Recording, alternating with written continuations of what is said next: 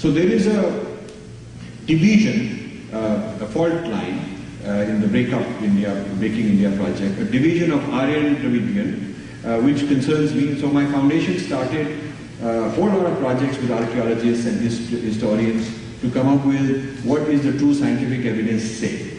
And in this book we summarize that, but I also have books, separate books which are being done by archaeologists on, the Harappan civilization, the Vedic links, so that we understand our own history from our own sources. This Aryan Dravidian divide is now dominating Tamil Nadu politics and South India politics in a very serious way. And then the other divide I already talked about is the Dalit, non-Dalit divide.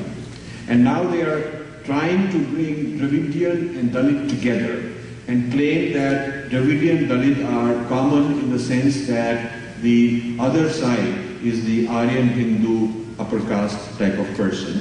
So trying to create a Dravidianism and Dalitism as anti-Hinduism, as a common united front for anti-Hinduism, is a very serious and major project under the umbrella of Christianity and the church. And then, of course, the third kind of divide is minorities. The minorities being asked that you are different, your identity is different.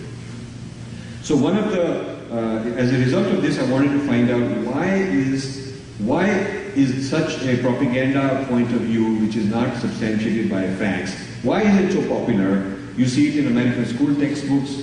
I mean, I was just having an argument with somebody on model of mind, psychology, nothing to do with all these things. With a Westerner, he was arguing from the point of view of Ken Wilber, I was arguing from the point of view of Sri Aurobindo, and when he got cornered, he suddenly started telling me about, but you have the caste system, the problem is you are, and he started rattling out things which are totally incorrect, totally out of such sources that he must have got. So this kind of propaganda is spread widely.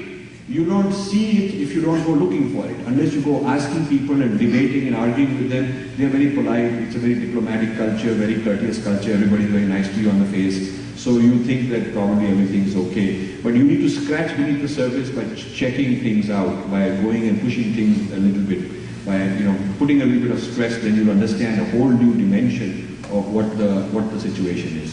So this kind of influence on education, influence on media is very, very pervasive. And to solve the mystery of why is it happening, who's in charge, I found there is a systematic media management, systematic. It is not randomly that some media guy picks up a story and puts it out. There is a Christian media network. It was a major breakthrough for me in a bookshop in Chennai.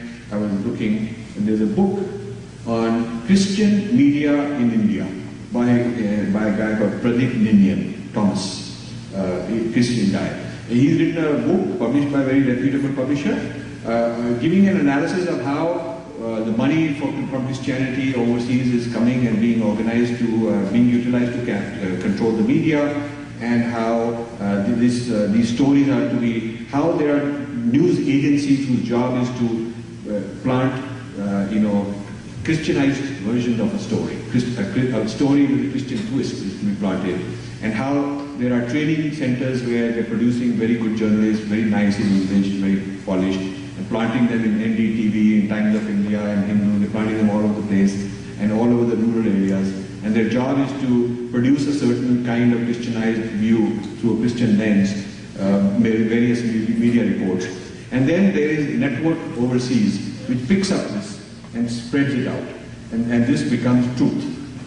So the story gets picked up, and then it is circulated through various news releases, news wires, and then Christian Science Monitor quotes it, and soon Washington Post is quoting, and New York Times is quoting, and soon, somebody writing the textbooks in a certain state is also quoting it.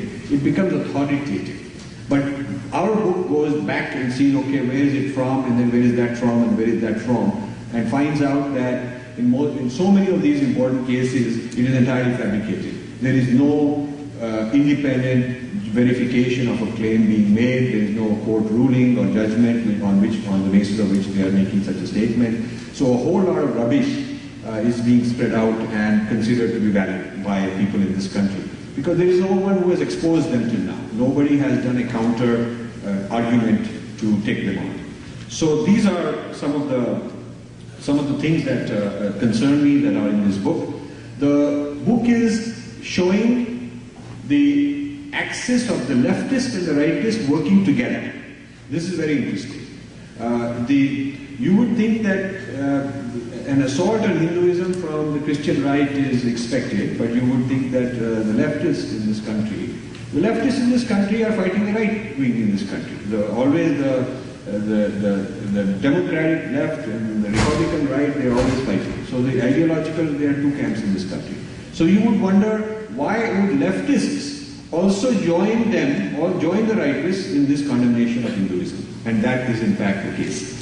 A whole lot of Indian professors in South Asian studies in this country who are exceedingly leftist are mixed up in the sense that it is a contradiction. On the one hand, they are attacking the Christian right to prove that they are right, that they are left-wing. They are always attacking the Christian right. On the other hand, when it comes to India, they are working with the Christian right to condemn Indian civilization and Hinduism under grounds of human rights. So, domestically in the US, left versus right are two poles with tension. But when it comes to the working on India, they're working together. Ford Foundation is a left of center, left-wing funding agency, and various, Rockefeller, various other groups are a little bit right of center. A lot of churches are right of center. But in India, they're working together. In India, even if they're not officially joined up, they are funding the same kind of project, they are going to the same kind of events, they are funding the same scholars, the same ideologies.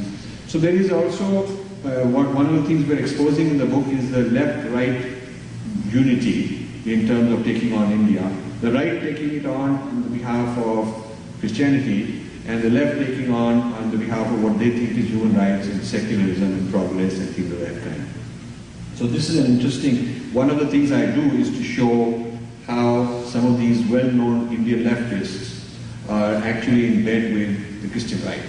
And this is very embarrassing to them, because to be exposed that they're actually working in cahoots with the Christian right is a very big problem for many of them. I had